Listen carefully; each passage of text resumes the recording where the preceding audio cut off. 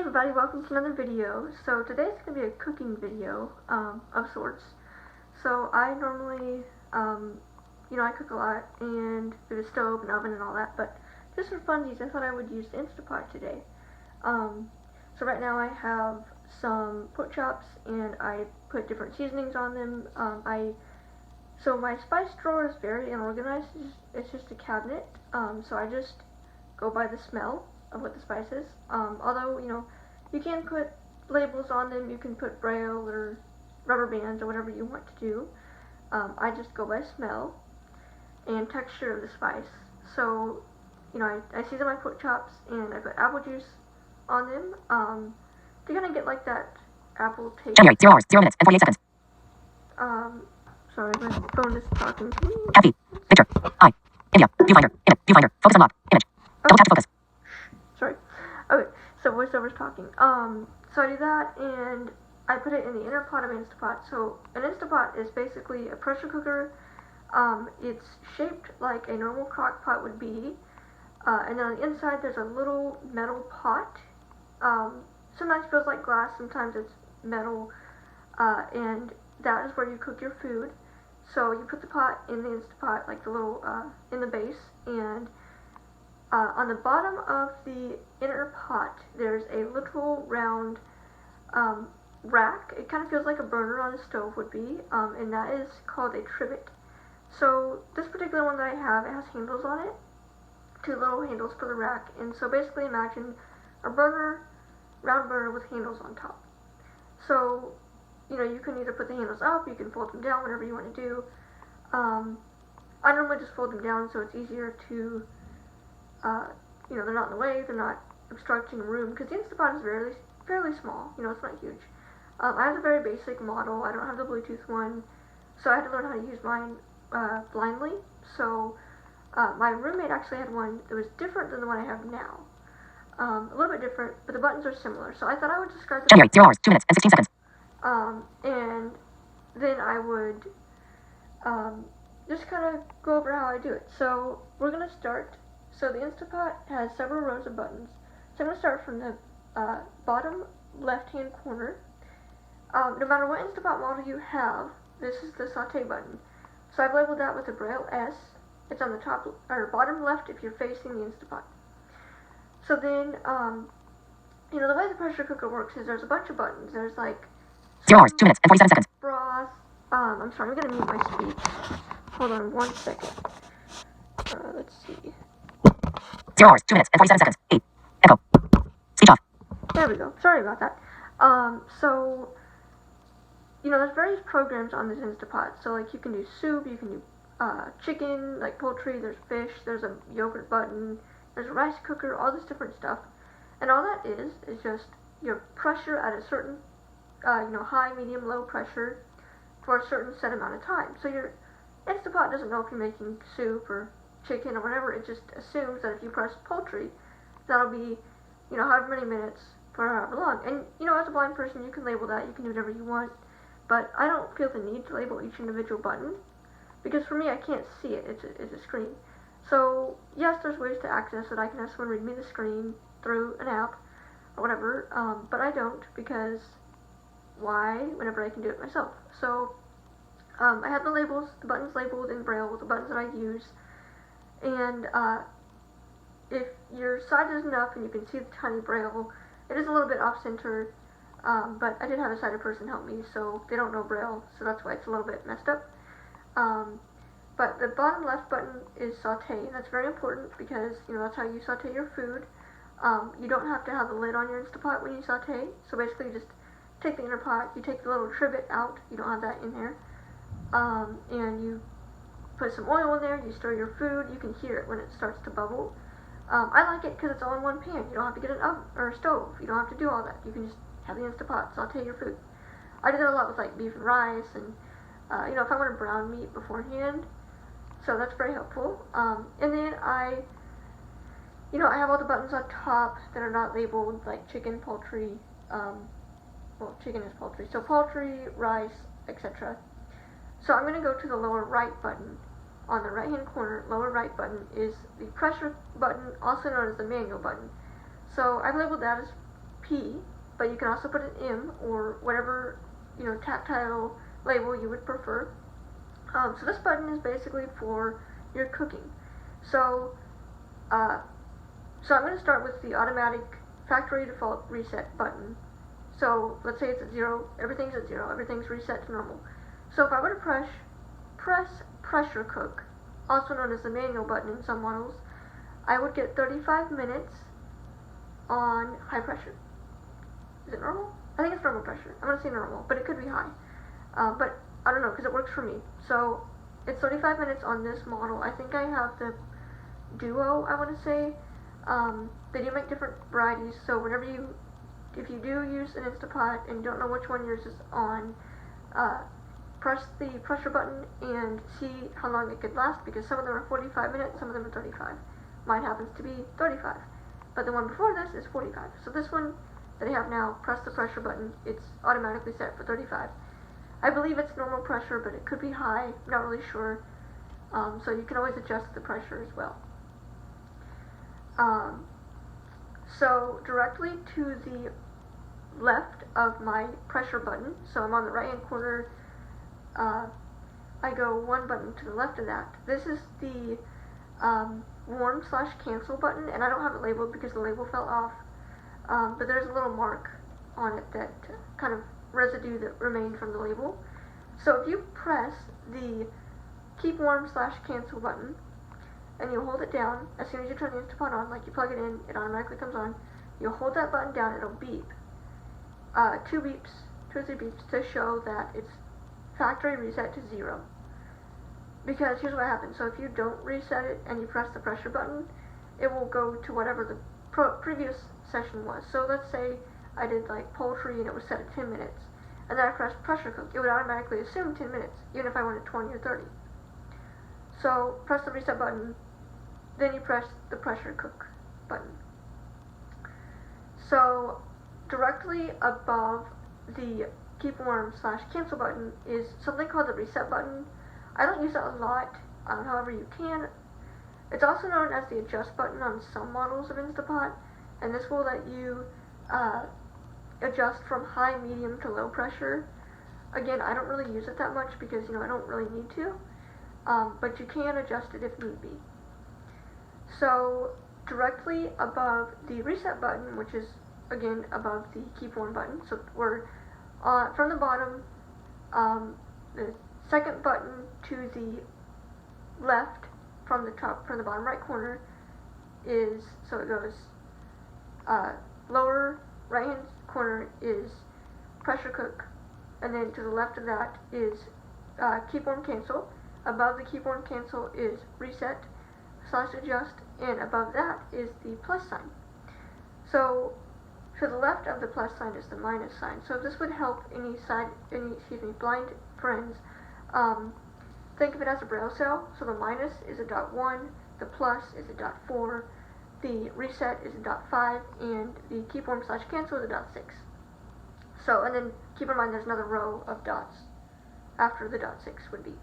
So it makes a TH sign, and that might not make sense to sighted people, but basically it's making a straight line column to the right with a little dash on the left. So basically it would be, straight line down, and then when you go back up, it's 1 to the left is the minus button. So this is how you would adjust your settings. So like if you have, you press the reset button, you press pressure, just set your time, it's automatically 35 minutes. Let's say you want 10 minutes. So you press the minus button however many times you need to get to that 10 or 11 minute mark. And sometimes I always have someone help me the first time I use this, just to make sure that I'm doing it right, I have everything planned out, because it does beep. There's a way to turn the sound off by pressing the plus button 3 times, or holding down the plus button for 3 seconds. I don't do that, obviously, because I need that beeping sound to identify each unit that's being moved. But if you don't need that, then there you go, you don't have to use it. So lids are very important. Obviously, there is a sealing ring inside the lid. It is circular shaped, and so you always want so this one has a handle, this particular one has a handle. So the back of the Instapot, where the plug-in would be, like the outlet and the cord, For this particular model, there's a button that there's a button and a turning knob thing, like a dial. So those are towards the back, and they do make various kinds. So whenever you cook something in the pressure cooker, it has to be unsealed. So this lid automatically seals it with this particular model. So there's a little button that I'm gonna, let's see here. So if you heard that click, that means that that sound means that it's venting. That means the steam is going to be released eventually, because pressure cooking is basically a bunch of steam inside to help it cook, which means you have to put a bunch of water. Which, for reference, I normally cover my meat till it's basically drowned in liquid, because I don't want to cause, not having enough steam, and then it burns the Instant Pot, it's the whole thing. But if there does happen to be a thing where you burn the meat, it will beep at you, and then you'll know something's wrong. But whenever it's done, it'll make a very specific beep, and so basically like your microwave would, similar. So that's how you know it's done. So I'm going to press the button to vent. So that's the sound that it would make. There are different models. One of them has like a, I'm going to call it a shutter, but basically it's like a little turning valve, and you twist it one way, and you twist it in the middle, it's sealed. Twist it left or right, and it's venting. And you can easily feel that because there's a little arrow on it, and so you want to get it towards the middle of your Instant Pot. That's how you know it's sealed, and if it's on one side or the other, it's venting.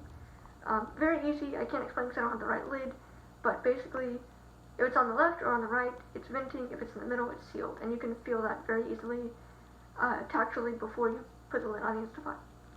So I'm going to pretend like my Instant Pot is venting right now. So basically, you just if it's pressed down, you can press a little. There's like a little indent on the button on the side of it, so you just kind of flick with your thumb, and the buttons pop back up into its normal sealing mode. So I'm cooking. I want to make sure that it's going to release the steam once it's done. So I press the button, release the steam, flick with my thumb. When it's normally it pops up by itself, but if you need to, reseal for some reason, you can always twist the little trigger. Feels like a trigger, kind of like a little nudge on the back of the button. All right, so I'm gonna plug my Instant Pot in, and I apologize. I might be blocking the buttons, but I will explain what's happening auditorily. So right now I'm plugging my Instant Pot in.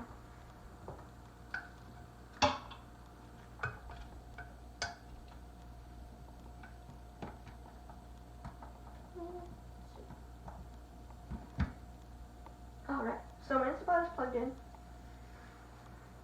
and there we go. So it just beeped. It wasn't all the way plugged into the base, so I had to plug that in. So it's beeping now to let me know that it's ready. So I'm going to put my lid on, and again, this one has a handle, but some of them do not. So my button where the sealing valve would be is always towards the back. So that sound means that the lid is in place correctly. I'm going to turn it to the right to show that it's sealed. So that tone, it kind of pitches down. It means that it's about to be open, so I can lift the lid off. And I'm going to put the lid back on. And now it's sealed, but I'm going to turn it all the way to seal it all the way. Because right now it's just on there. There's no actual, sealed in the ring. There's a little ring inside rubber ring inside the lid. So I'm going to seal it.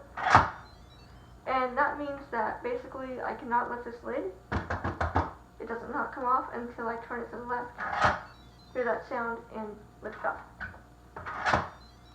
Alright, so now I'm ready to get my pork chops going. So I'm going to, first I'm going to reset.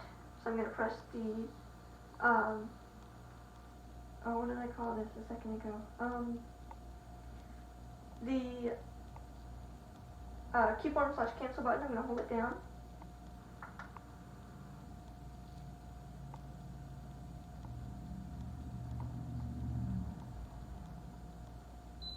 There we go. So that little beep means that it's ready to restart. So I'm going to do it again. That's about 5 or 10 seconds. I'm going to press the pressure cook, get it started. Okay, now I'm going to press the keep warm/cancel button. That beep means that it's being canceled, and then I'm going to hold it down to make sure that it's factory reset to 0. So I'm just holding it down. There we go. So that means that everything's set at 0. So now if I press the pressure button, that means that it's at 35 minutes. So I'm going to press the minus button.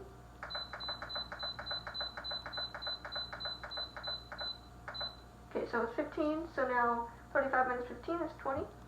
And now I'm ready to walk away. Some Instapots do have a start button that you have to press. Alright, so that means that my selections have been confirmed. It's starting. Some buttons do have a start button you have to press, but I'm not doing that with this one. Sorry, so I got a tripod, and so I had to find my camera because it's really hard to find if I can't see it, and I don't know where I put it, so I just had to bump into it, so that's what the movement was, because the camera like jerked. So with this particular Instapot, there is no start button. It automatically does it. It is difficult because, you know, I might think 20 minutes, but it does take time to come to pressure, just like your oven would take time to come to preheat. So, like, I normally don't go anywhere. I want to make sure my stuff's done, because I can't hear the beep if I'm, like, far, far away. And it will beep when it's ready to start after the pre-cook, or, coming to pressure. It will beep to let you know that it's actually starting to count down from 20 minutes or whatever you set it on. But, you know, if you're not there to hear it, then you're like, oh no, how long has it been going on? And it varies depending on how long it takes to come to pressure. It depends on how much water you have and everything. So, normally it's like 10-15 minutes, but sometimes it depends. So then, you know, I mean, you can always time it, you can always leave and assume that it goes, but there's no non-visual way to know if it's done unless you hear the beep and go and check, and then release the steam and all that. So, I'm not going to film all the way because that's like 30 minutes of filming, but once it's done, it'll beep again. It'll make that like, kind of like your oven is when it's, or your microwave is when it's done. It'll make a beeping, and that's when you know it's done.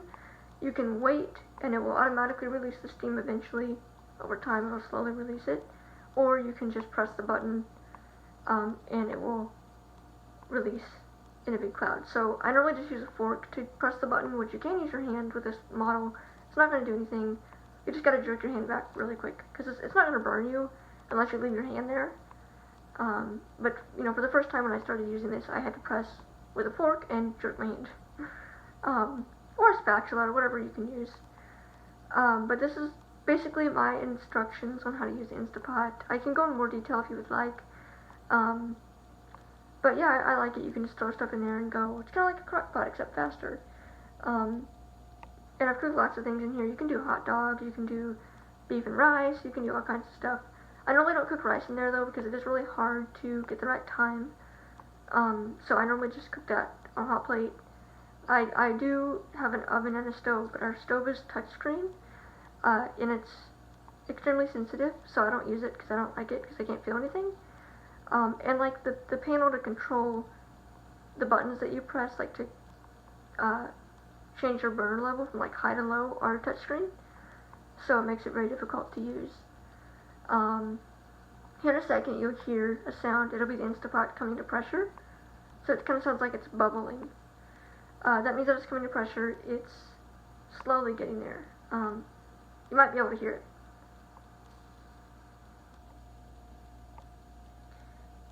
But yeah, so that's how you use the Instapot. I normally use a meat thermometer after I'm done. So once the steam is released and I open the lid, I use a meat thermometer that speaks. I got it for about $20 on Amazon, and you just unfold it, poke the probe into the meat.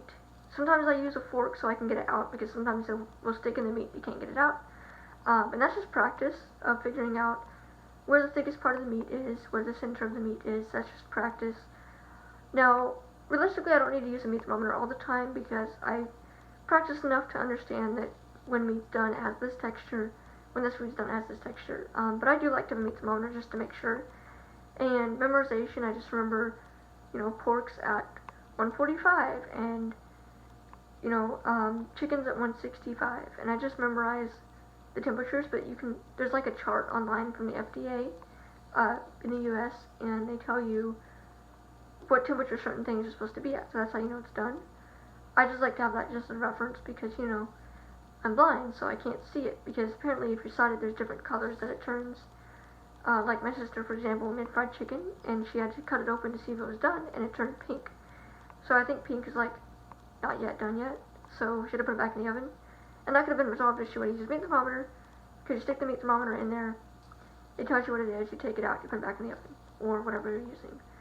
So that's how I use Instapot. I have a hot plate as well, and an indoor grill. Again, the hot plate is my personal preference for the moment because my current stove and oven are touchscreen and very sensitive. So whenever I use the oven, I always have someone help me, either that's in person or using an app called Be My Eyes, which is a way to connect to sighted people so they can help you see. They can see for you basically through your camera. So I call it FaceTime with a stranger, but they're sighted volunteers and they can explain what they see. You can also use Aira, A-I-R-A as well. I use that on rare occasions. I did it more for my clinicals for patients, so I could read their different machines and everything, because that's more confidential. It's not just a random person. The Aira agents are paid, and they're supposed to be confidential, so it's not just a random person on the street. I like Be My Eyes because it's volunteer based and it's free. And for stuff like if my chicken's done, I don't want to call a paid person when I can call a volunteer. It takes 5 minutes for them to tell me if it's done. It's not too long.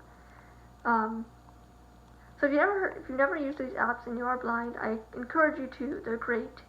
As far as identification goes, like if I want to make sure that I have pork chops and not chicken when it's frozen, you can organize your freezer. You can put labels on them, which I use. My personal preference is index cards with braille and rubber bands, or rubber bands on certain items. Organization, that's all mine, but you can do different things. You can do tactile things. You can write in large print using a big marker.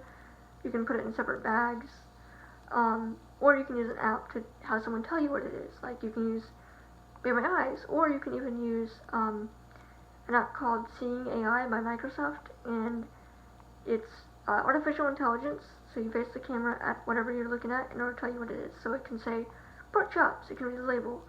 It can identify cans. It can identify colors. All those different things it can do. So I personally love Seeing AI in all my apps because it makes me more independent. However, I could still function without them. It would just be, it's more efficient to have them. So if you've never used Be My Eyes or Seeing AI, I strongly encourage you to. Seeing AI, there's no person you have to talk to. It's all on your device. So you don't have to worry about creepers and strangers looking at your house. So yeah, and I apologize if I'm super close to my camera. I just got this tripod like a week ago, so I'm trying to figure out camera-wise. But hopefully it'll take down all the movement of my camera, because I noticed a lot of my videos have that camera jerking sound, so my tripod won't have that. It'll make it steady.